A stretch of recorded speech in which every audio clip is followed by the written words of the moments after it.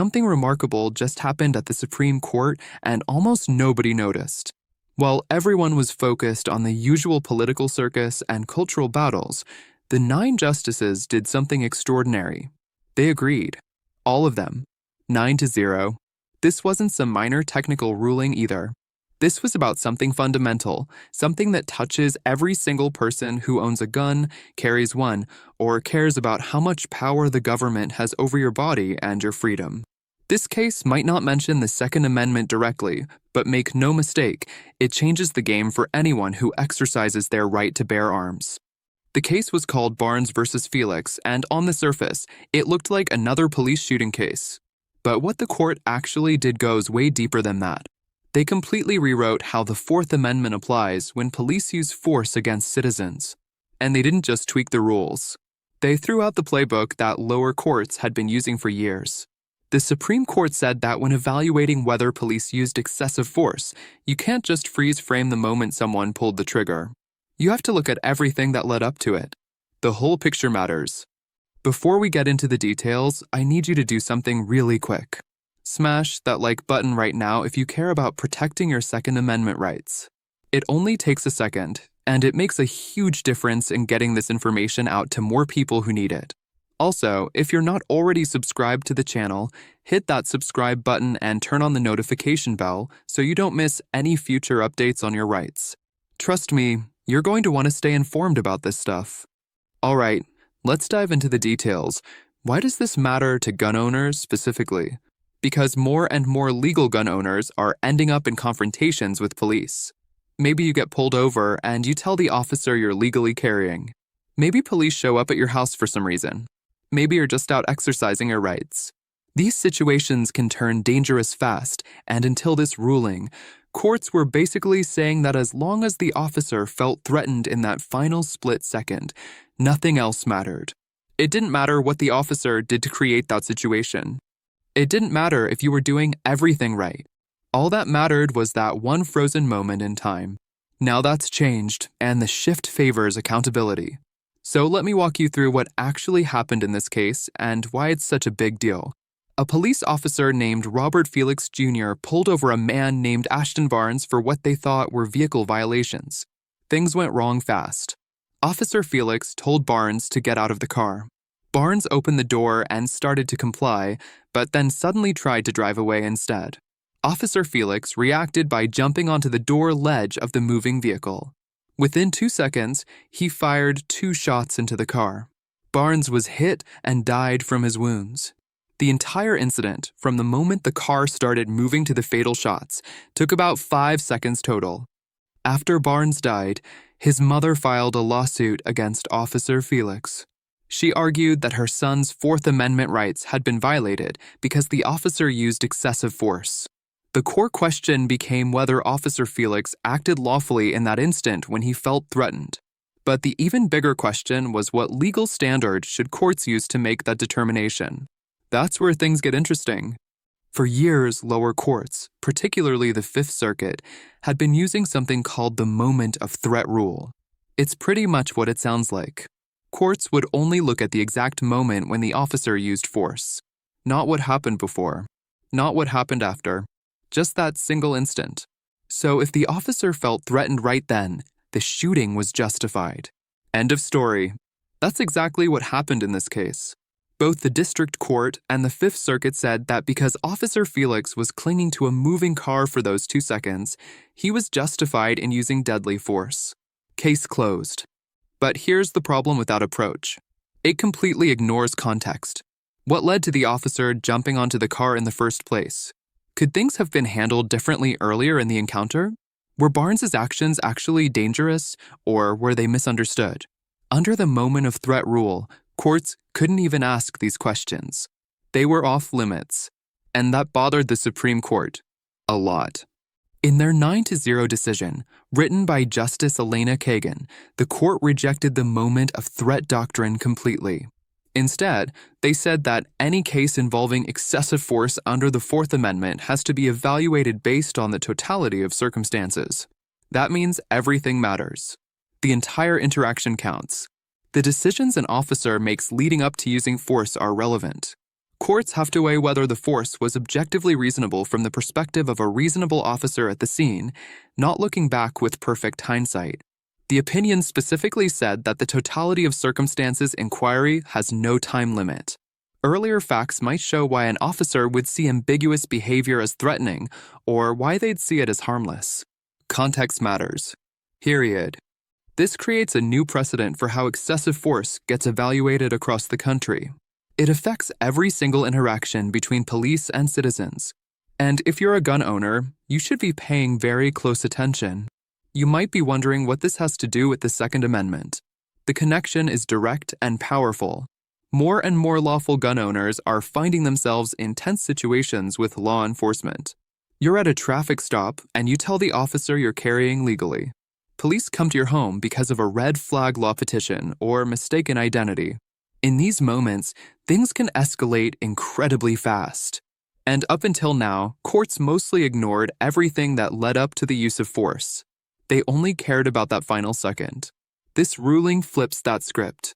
Now courts can look at the full context, including whether an officer misunderstood a completely legal action as a threat. For gun owners, this could be the difference between getting wrongfully blamed for a deadly misunderstanding and having a court recognize that your constitutional rights were violated. The Fourth Amendment and the Second Amendment are now tied together more tightly than ever before. Your right to carry a gun is only meaningful if courts also recognize that you shouldn't be harmed just for exercising that right. The Supreme Court didn't just tear down a flawed doctrine. They built something better in its place. By emphasizing the totality of circumstances, they created a clearer and more balanced framework for evaluating when police use force. This means both sides of the story matter. What the officer perceived and what actually happened both get weighed together.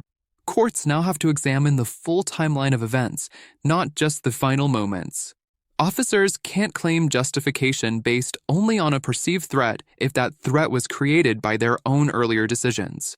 Prior interactions, behavior patterns, verbal exchanges, attempts to de-escalate, all of this becomes legally relevant evidence. This changes everything about how self-defense cases get litigated, how wrongful shootings are examined, and how encounters between lawful gun owners and police are evaluated.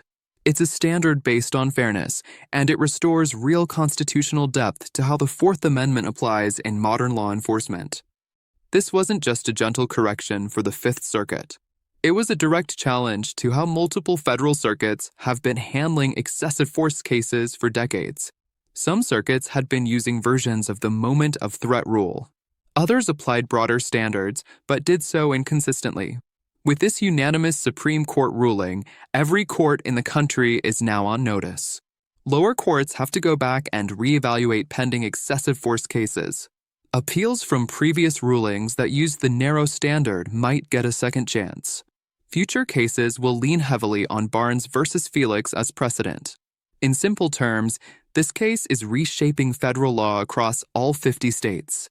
Lawyers who represent victims of police overreach now have a Supreme Court-approved argument. Context is constitutionally required. That gives new life to cases that once seemed impossible to win. If you own a gun, here's your reality check. You are statistically more likely to encounter law enforcement than most other citizens. Whether it's a traffic stop, a range inspection, a hunting license check, or someone knocking on your door, the stakes are high. What happens in those first few seconds of an encounter can change your life forever. This ruling empowers citizens to challenge wrongful conduct without getting shut down by narrow legal doctrines. It gives attorneys the ability to argue your rights in broader, fact-based ways. It requires judges to demand more accountability from officers who escalate situations unnecessarily. This doesn't make all use of force illegal, but it does raise the legal standard for justifying it. Gun owners, especially those carrying concealed or openly, need to understand that the totality of their conduct matters. But so does the totality of the officer's behavior leading up to any incident. That legal symmetry has been missing for too long. For years, constitutional debates treated the Second Amendment and Fourth Amendment as separate issues. One was about gun rights, the other about searches and seizures. But this ruling connects them in a meaningful way. The Second Amendment protects your right to carry. The The Fourth Amendment protects your right not to be wrongfully searched, seized, or harmed just because you're carrying legally. Think about that for a second. Your right to bear arms only means something if courts also recognize that you shouldn't be punished for exercising it. This ruling means that lawful gun ownership can no longer be used by itself as justification for lethal force unless the full context supports it. That's a shield every gun owner needs to understand. And it represents a historic coming together of constitutional rights. What happens next is significant. Legal scholars are already calling Barnes v. Felix the Miranda ruling for use of force cases.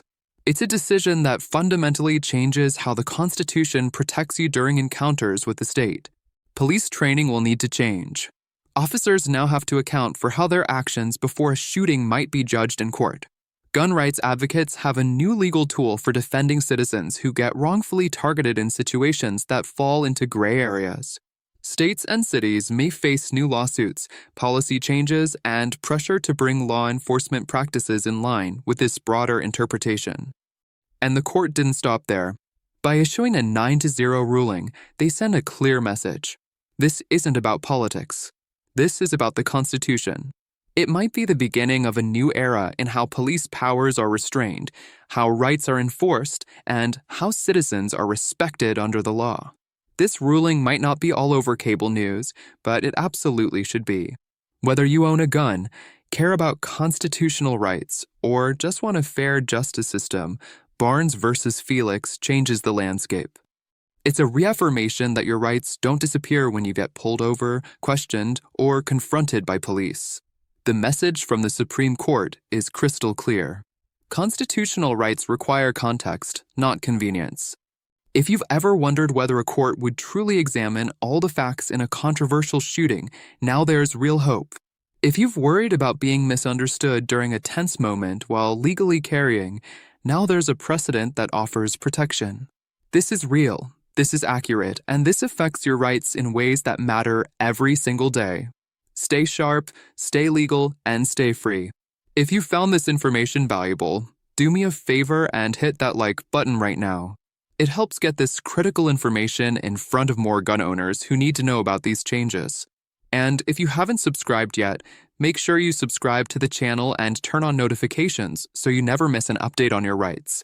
Share this video with every gun owner you know because this information is too important to keep to yourself. Thanks for watching, and I'll see you in the next one.